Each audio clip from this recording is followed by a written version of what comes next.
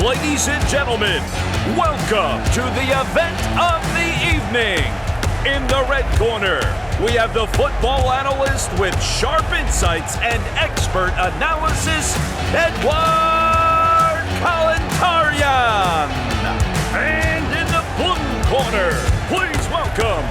the brilliant and passionate football expert, Armen Karamyan.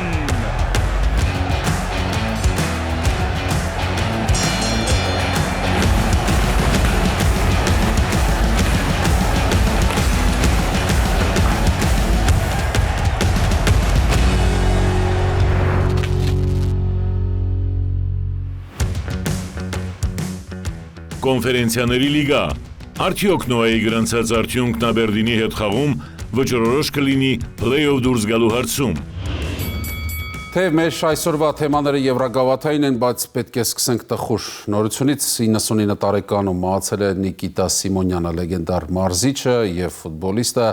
Մոսկվայի Սպարտակի բոլոր ժամանակների լավագույն ռմբարկուն է մինչև հիմա եւ 1956 թվականի օլիմպիական չեմպիոն, բայց մեր հիշողություններում, մեր սրտերում նա կմնա որպես լեգենդար Արարատ 73-ի գլխավոր մարզիչ, մարդ, որը կերտեց պատմական հաղթանակները։ Ցավակցում ենք Նիկիտա Սիմոնյանի բոլոր հարազատներին եւ ֆուտբոլային ընտանիքին։ Իսկ հիմա եվրագավաթային թեմաները, սկսենք կոնֆերենցիաների լիգայի խաղարկությունից, որտեղ Նոան կանցկացնի հերթական հանդիպումը, մրցակիցը Աբերդինն է, հանդիպումը կկայանա Շոտլանդիայում։ Թեև Նոան շարունակում է չհաղթել Հայաստանի Պրեմիեր լիգայի առաջատար եռյակի թիմերին, բայց եվրագավաթը առանձին պատմություն է եւ այս անգամ կարծում եմ Շոտլանդիայում Նոան կկարողանա համախմբվել, առավել եւս ոչ Պրեմիեր լիգայի վերջին հանդիպումից հետո մարզական չարություն կա թիմում եւ կարծում եմ Շոտլանդիայում դա դրական կանրադառնա եւ մեր թիմը կկարողանա 3 միավոր վաստակել մրցակցի դաշտում։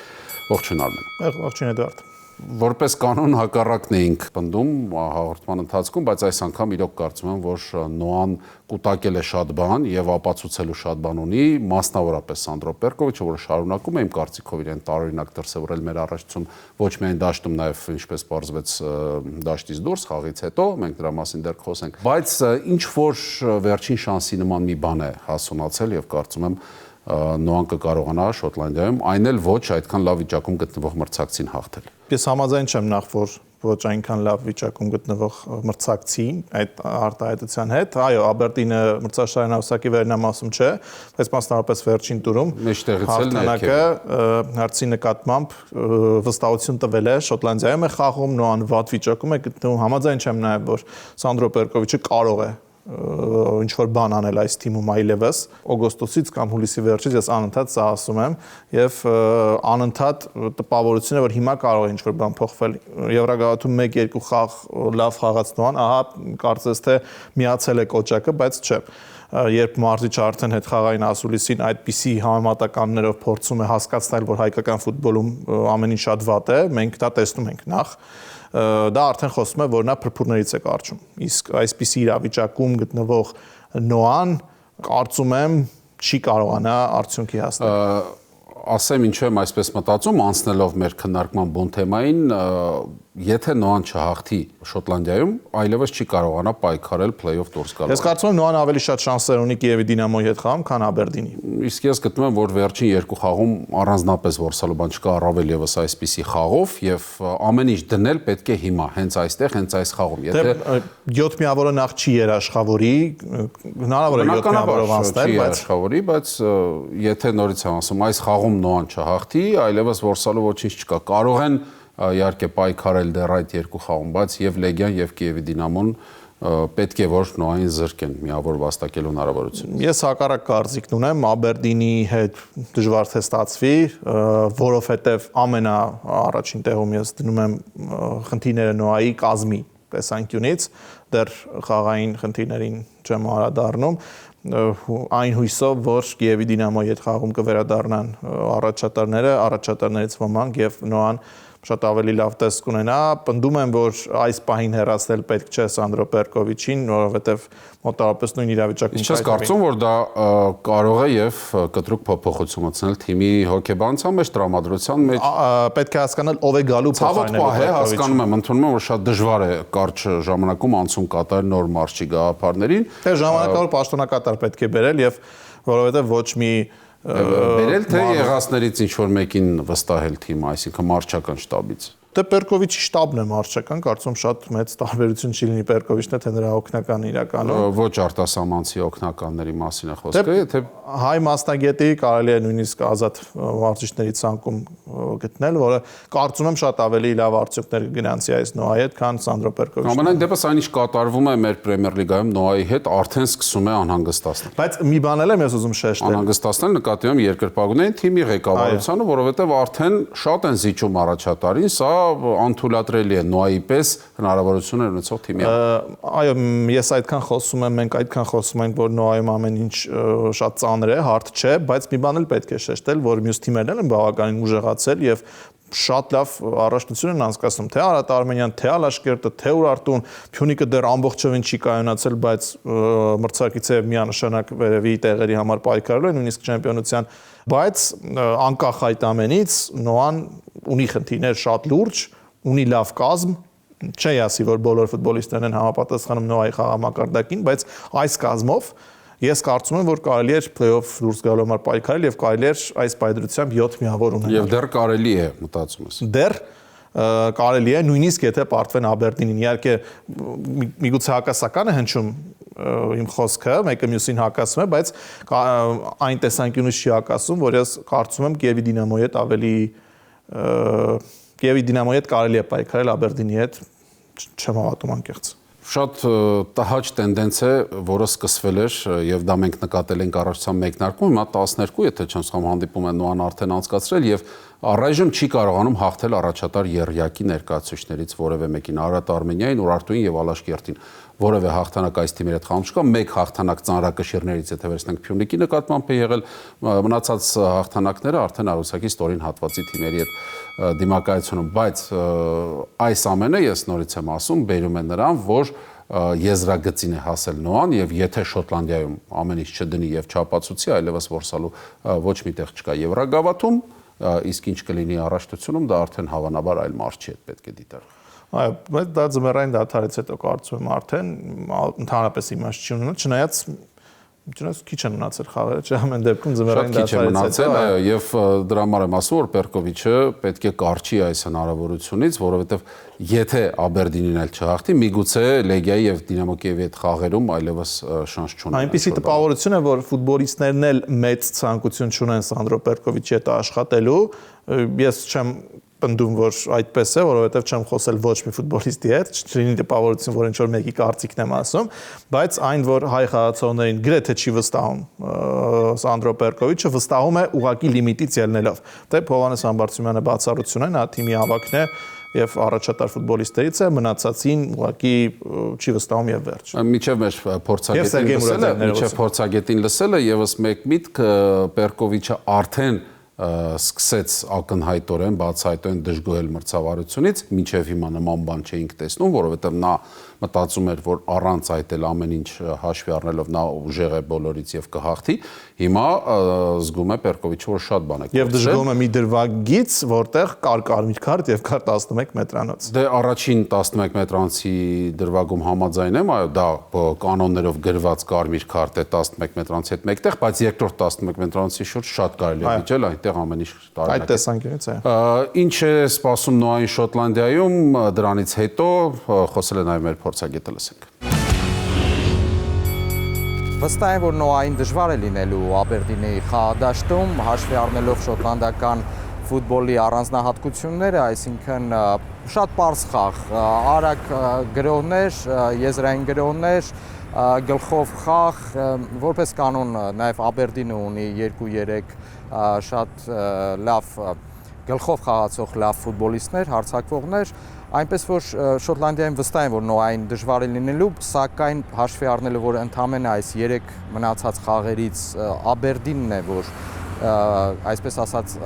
անցողիկ թիմ է, Նոան պարտավոր է այստեղ 3 միավոր վաստակելու, որպեսզի արդեն Լեգիային եւ Կիևի Դինամոյի հետ խաղերին մոտենա որոշակի արդեն հանգիստ վիճակում։ Աբերդինի հետ խաղի արդյունքը ազդելու է Նոայի ընդհանուր մրցաշարային վիճակի վրա։ Այս 3 միավորը շատ անհրաժեշտ են Նոային Ես վստահ եմ, որ Լեգիայի եւ Կիևի Դինամոյի հետ շատ բարդ է լինելու Նոային եւ այդտեղ միավորներ կորզելը, գոնե մեկ միավոր կամ նույնիսկ հաղթանակը չգիտեմ կստացվի թե չէ Լեգիայի հետ տնային խաղում, բայց Աբերդինի հետ պարտավոր են Նոայի ֆուտբոլիստները 3 միավոր վաստակել։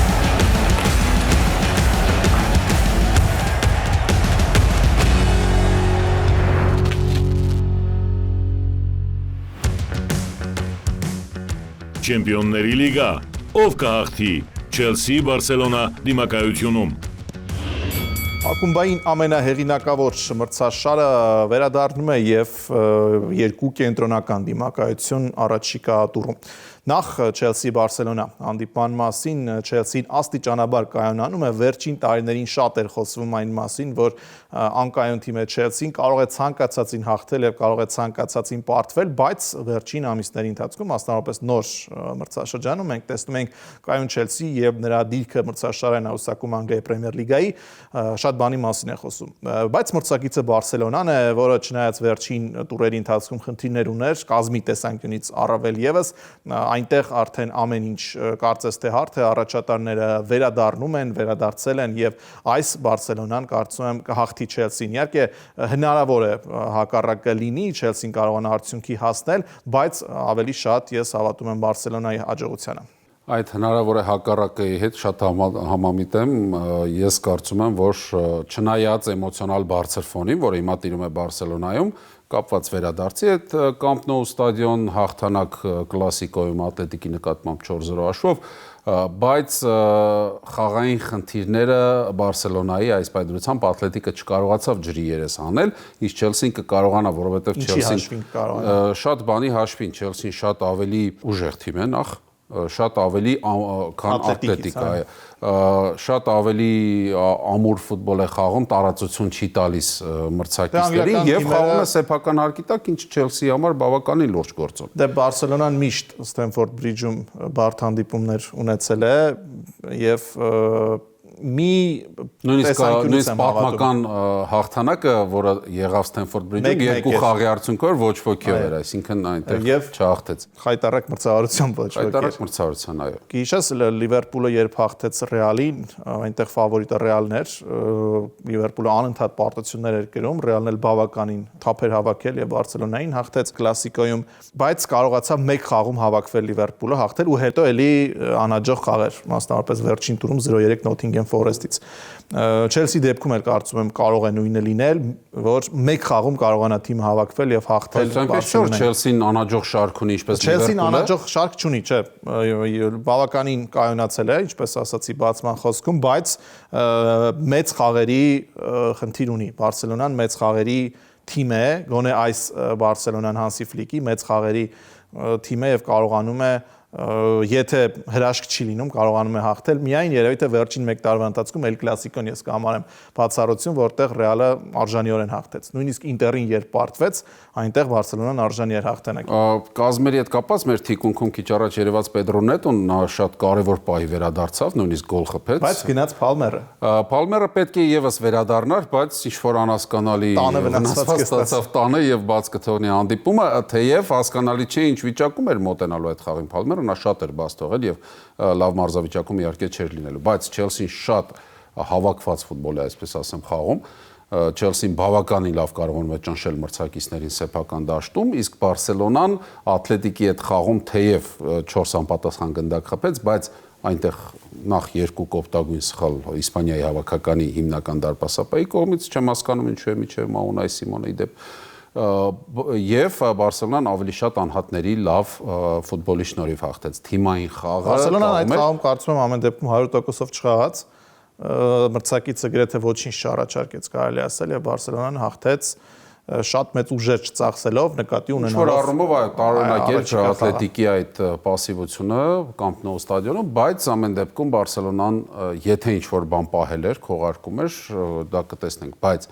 այս պայծրությամբ ես գտնում եմ, որ դեռ ամբողջական չէ Բարսելոնայի ֆուտբոլը, այս մրցաշրջանի ընթացքում նրանք դեռ պետք է հավաքեն եւ իրենց լավագույն մարզավիճակին Ամանորից հետո երևի կլինեն Ռաֆինյան լավ նորություն վերադարձավ, բայց չի լինի մեկնարկային կազմում մարզավիճակի խնդիր ունի,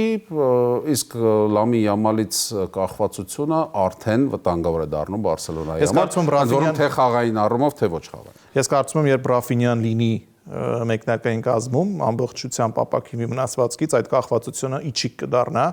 չկա Ռաֆինյան, շատ լավ կլինի դե բալանսի համար, որովհետև միայն Յամալի վրա խաղալով երկար չեն գնա, իսկ Պեդրիի կորուստը, Պեդրիի բացակայությունը առանցքային է բոլոր առումներով։ Այո, Ֆերմին Լոպեսի մասին եմ ուզում առանձնահատուկ խոսել, ուղղակի անհավանական ֆուտբոլ է խաղում, ես շատ վաղուց հիանում եմ, երևի թե Բարսելոնայյան եզակի ֆուտբոլիստներից է, ով ինձ հիացնում է, թե իր կարգապահությամբ, թե իր սառնասրտությամբ, թե իր գոլային պահերի գրեթե 90-100% իրացվելիությամբ եւ այդ տեսանկյունից, այո, Պեդրիի կորուստը չի քննարկվում նույնիսկ որ շատ լուրջ է, բայց այս Բարսելոնան ես կարծում եմ բավականին լուրջ ֆավորիտի կարգավիճակ ունի։ Ֆերմին Լոպեսի օրինակը շատ լավ ցույց է տալիս, ինչպես կարող է ֆուտբոլիստը օգտագործել իրեն ընձեռված հնարավորությունը։ Անցած մրցաշրջանում թվաց նա այդ մրցակցությունը տանուլ տվեց Մարկ Կասադոին, որը Պեդրիի եւ Ֆրենկի դե Յոնգի հետ միասին խաղում էր կամ նաեւ նրանց փոխարինում էր որոշ խաղերում, բայց երբ Պեդրին վնասված ստացավ, Գավին վնասված կունի, նա չի խաղում, կարողացավ Ֆերմինը ապացուցել, որ նա ունի իր տեղը Բարսելոնայի կազմում, շատ մեծ քանակությամբ գոլեր է խփում, իհարկե դա իրենից չի պահանջվում առհասարակ, բայց խփում է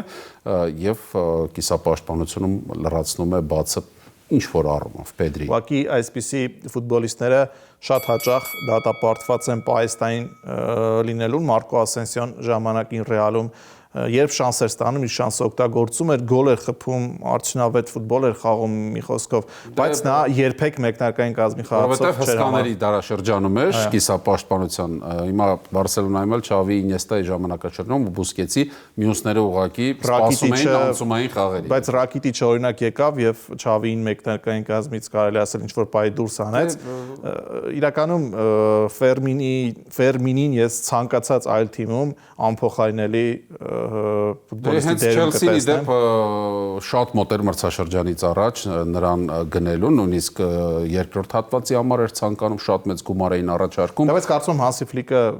չի թողնի Ֆերմինին։ Դե այդպես էլ արեց, բայց չթողեց, հասկանալով որքան կարևոր է ռոտացիայի կարիք կլինի եւ դա արեց։ Ամեն դեպքում վերադառնալով մեր բուն թեմային, այս պայդրությամբ, քանի որ Բարսելոնայի ֆուտբոլը թիմային առումով ամբողջական չէ, Չելսին թիմային ֆուտբոլի տեսանկյունից ավելի լավ վիճակում է գտնվում, այն էլ խաղում է տանը, կարծում եմ լոնդոնյան ակումբը կհաղթի։ Լսենք փորձագետին։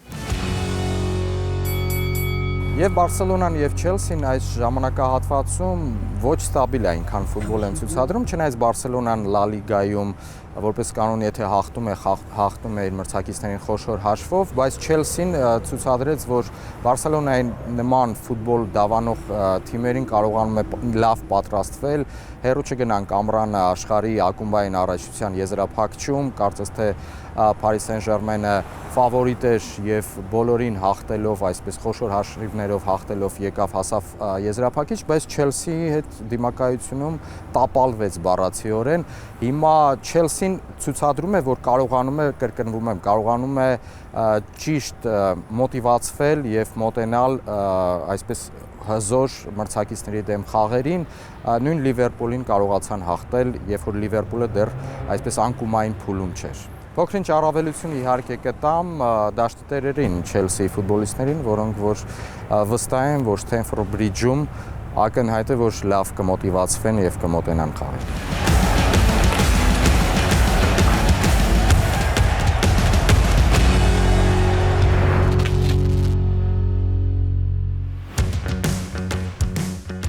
Չեմպիոնների լիգա, Արսենալ, Բավարիա, կկարողանա լոնդոնյան ակումբը կանգնեցնել բավարական ամենագնացը։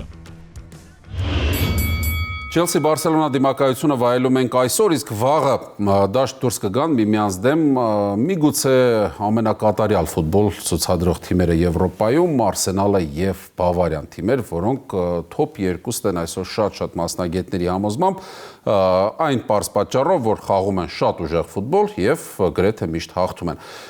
Եվ պետք է ընտրել այս դիմակայությունում ով ավելի ուժեղ կգտնվի, կարծում եմ բավարարական մեքենայի ընթացքը, եթե կանգնեցնի այս պայծրությամբ ինչ-որ մեկը, դա հենց Լոնդոնի Arsenal-ն է, որը խաղում է սեփական հարկի տակ, խաղում է ֆուտբոլ, որը չի հիացնում իհարկե իր գեղեցկությամբ, բայց տալիս է արդյունք։ Միկել Արտետան զոհաբերել է այդ գեղեցկությունը հանուն արդյունքի եւ կարծում եմ Arsenal-ը այսօր ունի այն ներուժը եւ դա ապացուցեց նաեւ հյուսիս լոնդոնյան դերբիում հաղթել Բավարիային եւ Arsenal-ը կարծում եմ այս դիմակայությունում ավելի ուժեղ կգտնվի։ Այո, իհարկե Arsenal-ը ունի ներուժ Բավարիային հաղթելու, բայց ոչ այսօր։ Վաղը նկատի ունեմ ոչ այս տուրում այս շրջանում Բավարիան արդեն իր համար ինչ որ գլուխ կոտրուկներ է հորինում Բունդեսլիգայում, որպեսզի հետաքրքիր դարձնի։ Խաղերը Ունիոն Բերլինին 2 գնդակ տվեց, հետո ճիշտ է դժվարությամբ փրկվեց, չհաղթեց, հետո Ֆրայբուրգին 2 գնդակ տվեց, բայց 6-2 հաղթեց։ Ինչ որ հետաքրքրություն մտածել իր համար, Ֆրայբուրգից 2 գնդակ է բաց թողնում եւ այնպիսի տպավորություն միտումնավոր է։ Նույնն էլ Ունիոն Բերլինի հետ խաղում էր դրսում այնտեղ։ Դե հա, բայց այդ մրցակիցները Arsenal չեն էլի։ Բայց Arsenal-ի հետ խաղում չեմ կարծում նման հետաքրքրություններ փնտրի Անսան կոմպանին, այնտեղ միանշանակ է Չեմպիոններ լիգայի, Arsenal-ը այս բան համաձայն եմ երկրորդ լավագույն թիմն է, լավագույն ֆուտբոլ ցուցադրող թիմն է, ոչ Լոնդոնում, Chelsea-ից հետո կարող ենք այդպես ասել, բայց չէ, կատակը մի կողմ Arsenal-ը հավերտի կարգավիճակ ինձ համար չունի, Բավարիան ուղղակի չի նկատում ոչ մի մրցակցի, ես չունի կարծում ես խոցելի տեղեր Բավարիան, որ Arsenal-ի պես թիմերը դա ջրի երես կվեն։ Չկա թիմ, որը խոցելի տեղ չունենա, բայց նույնիսկ այդ պարագայում Բավարիան կարողանա այդ խոցելիությամբ, եթե նույնիսկ կարողանա Arsenal-ը գտնել այդ խոցելի տեղերը, կարողանա խոցելիությամբ առավելության հասնել Լոնդոնում։ Մենք շատ ենք իհարկե խոսում թիմերի ընթացիկ մարզավիճակի մասին եւ այո, Բավարիան ուղղակի ցնցում է իր ֆուտբոլով։ Ի տարբերություն Arsenal-ի, բացի արդյունքից Բավարիան նաեւ դիտարժան գեղեցիկ ֆուտբոլ է խաղում։ Իհարկե քար չեմ նետում Arsenal-ի այգին այս առումով, բայց նրանք իսկապես զոհաբերել են այդ գեղեցիկ ֆուտբոլը, որը երկար տարիներ թիմի փիլիսոփայություններ, հիմա ուղղակի արդյունքի մասին է Արտետան մտածում եւ այն, որ Տոտենհեմի հետ խաղում 4 գոլ խփեց Arsenal-ը, ամենևին չէր բխում խաղի ընթացքից առաջին խաղակեսում, կհամաձայնես, այնպիսի տխուր ֆուտբոլ էր, որ եթե Տրոսարի գոլը չլիներ, չբացվեր Տոտենհեմը, միգուցե Arsenal-ը 1-2 գոլ վերջում խփեր։ Էդուարդ, շաբաթներ առաջ մենք այստեղ քննարկում էինք Arsenal-ի հնարավոր չեմպիոնությունը եւ դու ասում ես, որ փաշ չէ, որ Arsenal-ը կդառնա Անգլիայի չեմպիոն, որովհետեւ ինչ որ պահի նրանք կանգնեցնեն։ Այո, այսինքն ուզում ես ասել, եթե Arsenal-ին Liverpool-ը կամ Man City-ն կամ Chelsea-ն կարողանան կարող են տեսականորեն կանգնեցնել, այս Բավարիան ֆավորիտ չէ այդ խաղում։ Ես եթե դա հիշիր մինչև վերջ, ես ասացի, որ այս պահի դրությամբ Arsenal-ը ուժեղ է բոլորից։ Ես ասում եմ, խնդիրներ կարող է ունենալ երկրորդ հատվածում։ Այո, այն թիմերի մենք խոսում ենք այս պահի դրությամբ Arsenal Բավարիա խաղի մասին։ Չենք խոսում մայիսին, եթե նրանք խաղան։ Դու նշում ես այն թիմերի հետ խաղերում, որոնք այս պահին գոնե շատ վատ վիճակում են ավելի մեծ խնդիրներ ունեն, քան Arsenal-ը չունի խնդիրներ, իսկ մյուսները բոլորը ֆավորիտներ ունեն խնդիրներ։ Ոչ, Arsenal-ը այս պայդրությամբ միակ խնդիրը այն է, որ Գաբրիելին կորցրին, բայց Տոտենհեմի հետ խաղում դա չազդեց։ Բավարիայի հետ խաղում կարող է ազդել։ Դե դրա մասին եմ խոսում, դա արդեն խնդիր է Գաբրիելի բացակայությունը։ Արդեն խնդիր է, բայց ինչպես տեսնում ենք, ոչ մի թիմ չի ճնշել Arsenal-ին այնպես, ինչպես կարող է Բավարիան։ Մենք չգիտենք, Liverpool-ին է պարտվել Arsenal-ը Anfield-ում առաջնության սկզբում եւ վերջ։ Բայց նույնիսկ այդ խաղում այդքան մեծ ճնշում չկար, իսկ Բավարիայի վինգերները, հարձակվողները, հարձակման գծի ֆուտբոլիստները, հարձակողական ոճի կիսապաշտպանները անհավանական ճնշում են կարողանում գործադրել եւ այնպիսի ֆուտբոլիստերի շանս տալիս։ Իսկ ում հետ խաղերում են դա անում։ Բունդեսլիգայում, չէ, օրինակ Paris Saint-Germain-ի։ Դե Paris Saint-Germain-ի հետ խաղում, այո, տպավորեց, բայց Paris Saint-Germain-ն էլ համաձայնիր, հիմա այն PSG-ն չէ, որ նախորդ մրցաշրջանի վերջում էր։ Դե ընդհանրապես թիմը շատ դժվարությամբ է այդպիսի բարձր խաղամակարդակ պահում մեր օրերում, մեկ մրցաշրջան ստացվում է, բայց հետո ինչ որ մի բան հետաքրքրությունն է միգուցե կորուն ֆուտբոլիստների, երբ հաղթում են ամեն ինչ, իսկ Բավարիայի մոտ այդ հետաքրքրությունը կրկնակի այսպեսի հարց տամ օրինակի դու ֆենթեզի ֆուտբոլում քանի ֆուտբոլիստի կընտրես այս տուրում Բավարիայից հաշվի առնելով որ խաղում է Արսենալի հետ մրցակցություն հատկապես պաշտպանություն կամ դարպասապահ Չէ, հարցը սխալ է կարծում եմ, ասեմ ինչու, ասեմ, որովհետև ես չեմ նշում Բավարիան խաղալու է օրինակ Leeds United-ի հետ, ես նշում եմ Բավարիան խաղալու է Արսենալի հետ եւ ֆավորիտ է, դու կարծում ես որ կհաղթի Այո, բայց ես չեմ կարող գուշակել այդ խաղում պաշտպանը կդառնա գոլի հեղինակ, թե կիսապաշտպանը, թե հարձակվողը կլինի բաց թողնված գնդակ, թե ոչ։ Ընդհանրապես ֆենթեզի ֆուտբոլում եթե նշում ես, ընտրում են այնպիսի խաղացողների ընտրելիս հաշվի ես առնում, չէ՞, ում հետ է խաղում, որտեղ է խաղում։ Մրցակցի թուլությունը, բայց ես չեմ ասում Արսենալը այնքան թույլ է, որ Բավարիան շատ հեշտությամբ բնականաբար թույլի մասին չէ խոսքը, բայց դու ռիսկի կարծում չես դիմի Բավարիայից ֆուտբոլիստի ընտրելու, որովհետև ես Բավարիայից ֆուտբոլիստ ունեմ եւ նրան պատրաստում Արսենալից օրինակ ես կարծում եմ կարելի է ռիսկի դիմել եւ նույնիսկ պաշտպանների ու դարպասապահի ընտրել, այո, որովհետև Արսենալը շատ քիչ է բաց թողնում, այն էլ սեփական դաշտում խաղալ։ Կապրենք կտեսնենք, բայց կարծում եմ Արսենալի ամենածանր հանդիպումներից մեկն է լինելու այս մրցաշրջանի եւ Արսենալի հաղթելու հավանականությունը շատ ցածր է, նույնիսկ ոչ ոքի չնայած Բավարիային կարծում եմ ոչ ոքի արդյունքը Բավարիայի համար դրական կլինի, նրանք այնպես չէ որ վատ վիճակում են գտնվում, նույնիսկ Արսենալը կարող է ընդունելի համարել ոչ ոքին եւ ինչ որ բայ երկուսն էլ կարող են համաձայնել այսպես ասած։ Կհամարձակվում նույնիսկ մոտավոր սցենար գծել խաղի, սկզբում երևի առաջին խաղակեսի ամբողջ ընթացքում Արսենալը կչորացնի Բավարիայի խաղը միգուցե տալով գնդակը մրցակցին, երկրորդ խաղակեսում 1 կամ 2 գնդակ խփի ու կհաղթի, որովհետև սա Արսենալի արդեն գծած ձեռագիրն է եւ կարծում կաշխատի նաեւ այս անգամ։ Ուղղակի կհամարձակվեմ չհամաձայնել քեզ։ Ինչ է կարծում մեր փորձագետը, լսենք նրան։ Այո։ Արսենալն ու Բավարիան այս պահի դրությամբ Եվրոպայում ամենալավ մարզավիճակում գտնվող թիմերն են։ Բավարիան Գերմանիայում իր ներքին առաջնությունում գրեթե մրցակիցներ չունի, սակայն Չեմպիոն լիգայում նույն Եվրոպայի գործող չեմպիոն, այսինքն Չեմպիոն լիգայի գավաթակիր Paris Saint-Germain-ին իր դաշտում կարողացավ հաղթել։ Արսենալը չմոռանանք, որ ընդամենը Կիրակի օրը Հյուսիս լոնդոնյան դերբիում հաջողեց, ընդ որում շատ վստահ հաղթանակ տարավ Տոտենհեմի նկատմամբ եւ փոքրինչ առավելություն կտամ Արսենալին, սա Փարիզը չէ, այս պայդրությամբ Փարիզը այնքան էլ լավ մարզավիճակում չէ։